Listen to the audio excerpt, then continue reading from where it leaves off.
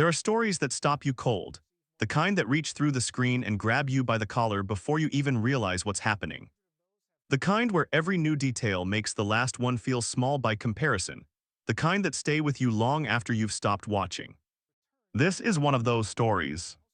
From the outside, Nancy Guthrie's home looked like any other house on a quiet residential street, the kind of place where porch lights come on at dusk, where neighbors know each other's names, where the rhythm of ordinary life plays out without interruption or drama. But behind that front door, something had been quietly building for years, something the people closest to her caught only in glimpses. Something that even those who thought they knew her well had never fully seen in its entirety. When it finally came to light, it didn't arrive with breaking news alerts or dramatic confrontations. It arrived the way the most profound revelations always seem to, slowly, almost gently, in a moment so understated that it nearly slipped past unnoticed. And then it didn't. The people who knew her were left sitting with a question they couldn't shake. How had they not seen it sooner? The people who were meeting her story for the first time were desperate to understand every part of it.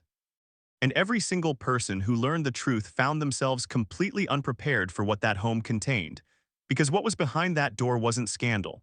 It wasn't contradiction. It wasn't the kind of revelation that tears a person down. It was something far more rare and far more powerful than that. This is the story of Nancy Guthrie. And nothing about it will go the direction you expect. Nancy Guthrie is not the kind of name that dominates entertainment headlines or commands red carpet attention. She has never chased visibility or positioned herself for celebrity. In many ways, she has spent most of her public life doing the opposite, stepping forward not because she wanted to be seen, but because she had something to say that other people desperately needed to hear. Her story has reached into the lives of millions. It has found people at their lowest, sat beside them in the dark, and offered something more useful than comfort. It offered truth. And it offered company. She is a writer, a speaker, an author whose words have walked into rooms where grief had taken up permanent residence and helped the people living there breathe again. She built everything she has, every book, every platform, every speaking engagement, not from ambition or strategy, but from the wreckage of the most devastating losses a mother can survive. To understand what was found inside that home, you have to first understand who Nancy Guthrie actually is. Because the discovery only matters as much as it does because of the specific kind of woman it belonged to. Every story worth telling begins somewhere unremarkable, somewhere that gives no indication of what is coming, somewhere that looks from the outside like a beginning rather than a prelude to something extraordinary. Nancy Guthrie's beginning looked like that. She grew up shaped by faith, not the performative kind that exists for appearance, but the kind that quietly organizes a person from the inside out, that informs the way they treat people. The choices they make when no one is watching, the things they return to when the world becomes difficult to navigate. She was never the loudest presence in a room. Those who knew her in those earlier years describe someone who listened more carefully than most people speak, who chose her words with genuine intention, who understood that language carries real weight and treated it accordingly. She had a warmth that didn't need to announce itself, the kind that simply made people feel immediately and specifically seen. She built a life with her husband David that looked, from every angle available to the outside world, full and grounded and good. They had a son named Matt. They had a home. They had a faith that held the whole structure together. She wasn't building toward a public voice. She had no particular ambitions for a platform or a brand. She was simply a woman who loved her family, held tightly to the things that mattered most, and believed in the uncomplicated way of someone whose life had not yet tested that belief to its outermost limits, that love and faith were enough to carry a person through most things. And then the ground shifted. It didn't announce itself loudly. It came in the form of a diagnosis, clinical and quiet and absolutely devastating, delivered in the kind of room where the air always seems to change quality the moment a doctor begins to speak.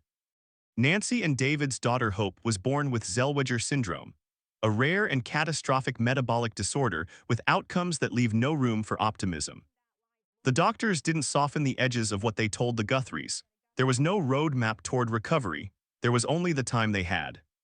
And so Nancy and David loved Hope with everything they had, every moment they were given without reservation, and without any of the protective distance that grief sometimes tempts people toward.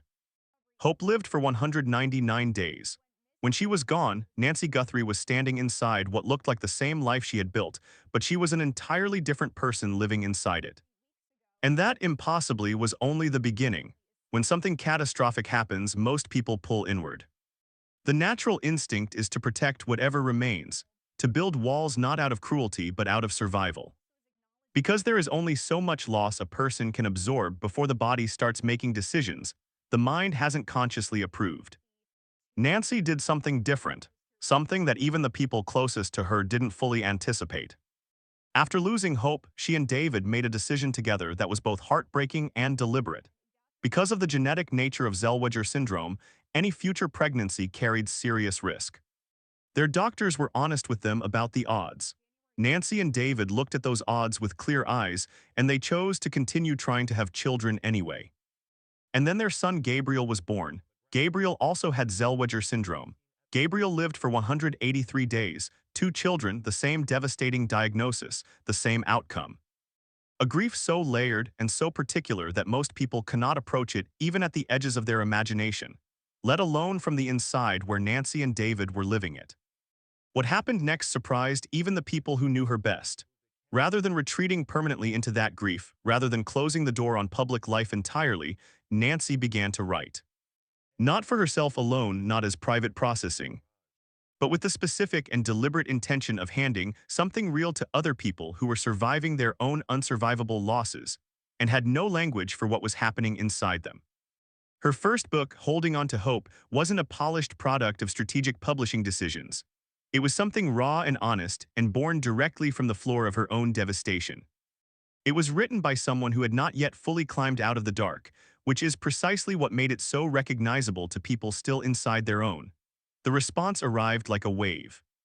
Letters came from strangers who said her words had reached them at the exact moment they were running out of reasons to keep going. Emails arrived from people who had carried grief for years, who had tried other books and other resources and other conversations, and who had never once felt truly understood until they read her pages. Nancy had not set out to become the defining voice of a generation of grieving people. She had simply told the truth about what it felt like to love someone you are going to lose, and to lose them anyway, and to remain standing on the other side with something other than bitterness. That truth turned out to be exactly what a staggering number of people had been waiting their whole grief to find. But what happened next, even she hadn't seen coming. There is a particular kind of influence that no amount of marketing budget or public relations strategy can manufacture. It is the kind that comes from credibility so complete and earned at such personal cost that it simply doesn't need to be sold. People feel it the moment they encounter it. Nancy Guthrie had that kind of influence, and the people who found her work recognized it immediately, the way you recognize something true before you've finished processing why. She began speaking publicly, not from behind the safety of a practiced presentation or a carefully managed distance, but in the direct and unguarded way of someone who has actually walked through fire and come out the other side still capable of describing what the flames felt like in real time. Audiences were undone by her, not because she performed grief in the way that public speaking sometimes demands of its subjects, but because she refused to. She stood at podiums and in sanctuaries and at grief conferences, and she told the truth without softening its edges. Without offering the false comfort that grieving people have learned to distrust on contact, without packaging suffering into something more palatable than it actually is. She told people things they hadn't heard in those spaces before, that grief is not a problem waiting to be solved, that faith was never a guarantee against the worst outcomes, that darkness is real and specific and not a spiritual failure, and that it is possible to live inside it without being consumed by it. This was not a comfortable message for certain audiences. There are entire industries, entire theological frameworks, built around the idea that the right combination of belief and obedience can protect a person from catastrophic loss. Nancy's story didn't argue against that idea. It simply existed, and its existence was argument enough. Her Bible study series expanded. Her video resources found their way into small groups and church communities and living rooms, where people were navigating losses they hadn't known how to name. Her presence at the Gospel Coalition deepened theological conversations about suffering in ways that were simultaneously rigorous and achingly human. She created spaces, through podcasts and workshops and written resources, where the specific isolation of grief could be broken open just enough to let another person in. Traditional fame was never part of her story, but influence, the kind that actually changes the interior lives of the people it touches, that was absolutely there. And still, the most surprising part of her story hadn't revealed itself yet. Something was waiting at home. Every person who builds something meaningful in public is holding something in private that the outside world only ever sees fragments of. Pieces that suggest a fuller picture without ever quite assembling it completely. For Nancy Guthrie, that private interior was not the kind that public exposure typically uncovers. It was not contradiction. It was not a gap between the person she appeared to be and the person she actually was behind closed doors. What was found inside Nancy Guthrie's home stopped people cold for exactly the opposite reason. Inside that house, built up carefully and quietly across years, was the evidence of a private life that matched her public voice so completely it almost defied belief.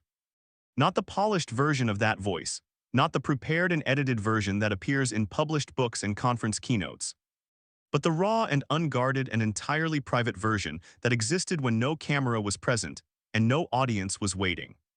Journals, filled not with the composed theological language of her writing, but with the honest and sometimes desperate conversation of a mother who had buried 2 children and was still, even now, returning to the same source of comfort she had always returned to, arguing with it some days, resting in it on others, but always returning. Letters, hundreds of them, from strangers who had found her books in the worst seasons of their lives. And beside them, her responses, handwritten, personal, specific to each person's story, clearly not delegated or dictated, evidence that she had read every single one and written back herself. Books. An extraordinary personal library that was unmistakably used, margins dense with notes in different colors of ink from different seasons of reading, pages flagged and dog-eared and argued with. Passages returned to so many times the spines had memorized the angles. And photographs. Hope and Gabriel, displayed throughout the home not in the way of things hidden away out of grief or guilt, but displayed alongside pictures of Matt and family gatherings and ordinary life. As though these children were simply part of the ongoing story of the Guthrie family. Which of course they are. That home told the story of a woman who had chosen, quietly and consistently, and without any audience to perform for, not to perform resilience, but to actually practice it, every single day. Behind a closed door, with no reward except the practice itself. And when that became known to the people who had followed her work, what happened next was something no one had entirely predicted. When the private life matches the public voice this completely, it changes the way a person's entire body of work lands. There is a specific devastation in discovering that someone you admired was performing a version of themselves. Nancy Guthrie offered her audience the opposite experience, the rare and almost disorienting discovery that the person was exactly who they appeared to be, and then more. And then more still beyond that. People went back to her books. They read the same sentences they had read before and found different things inside them, because now they understood that every word had been lived before it was written. That every passage about sitting in darkness had been actually sat in. That every invitation to return to faith had come from someone who was doing exactly that privately. On the same days she was saying it publicly. Her influence didn't plateau, it deepened. New readers found her through social media recommendations and podcast appearances, and the specific kind of word of mouth that happens when someone hands a grieving friend something real and says, "This one is different, this one is true." Grief counselors began recommending her resources not as supplements to their work, but as primary tools. Pastors who had spent years not knowing what to say to the people in their congregations who were suffering, found in her words the language they had been searching for without knowing it existed. Families who had lost children found in her story something more than comfort. They found permission to grieve fully and without apology. Permission to keep their children's memories present and visible. Permission to let death be part of the continuing story rather than the place where the story permanently stops. Nancy kept writing. She kept speaking. She kept creating resources with the same private discipline that her home had revealed to the people who finally got a glimpse of it. She and David eventually began creating materials together, work that addressed grief not just as an individual experience, but as something that happens inside a marriage, inside a shared life. The specific ways that loss can either draw 2 people irreversibly together or quietly pull them apart, And the choices, daily and unsexy and unglamorous, that determine which direction it goes. Her son Matt, who grew up in a home where death had arrived twice before he was old enough to fully comprehend it, has spoken about what it meant to be raised in a household where grief was not something to rush past or hide from, but something to honor and hold and carry forward with care. The legacy Nancy Guthrie built doesn't fill arenas. It doesn't trend. It doesn't generate the kind of cultural noise that announces itself easily. It is quieter than that, and because it is quieter, it is also more durable. The kind of legacy that lives not in headlines but in people. In the specific moment when someone is most alone and most afraid and they remember a sentence they read, and that sentence holds them. What was found inside Nancy Guthrie's home was not what the framing of that question usually promises. It was not a scandal uncovered. It was not a mask removed or a persona dismantled. It was a life. An entire, complete, private, disciplined life, organized around love and loss, and the daily, repeated choice to believe that neither one cancels the other out. That a person can hold both grief and faith in the same two hands, can live fully and honestly inside both, and can offer that understanding to anyone else willing to receive it. That is what was found inside that home, and perhaps the most surprising thing of all is how surprised anyone was to find it. Nancy Guthrie's story refuses the easy arcs we usually want from the people we follow. It won't be a cautionary tale. It won't resolve into triumph in the clean and satisfying way that makes a story feel finished.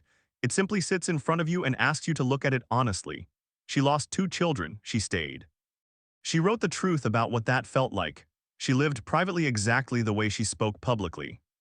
And somewhere in the space between all of those things, she gave thousands of people something they didn't know they were missing until it was already part of them. So here is the question worth sitting with long after this video ends. In a world that has learned to reward performance, that has built entire industries around the carefully curated version of a life, what does it actually mean to discover someone whose private self is identical to their public one, and whose deepest losses turned out to be the exact source of their greatest usefulness to the world? What do you think? Is that kind of life something a person builds? Or is it simply what happens when someone decides, quietly and without ceremony, that they will not let pain be wasted? Leave your thoughts in the comments. This story deserves a real conversation. And if it moved you, share it with someone who needs it today.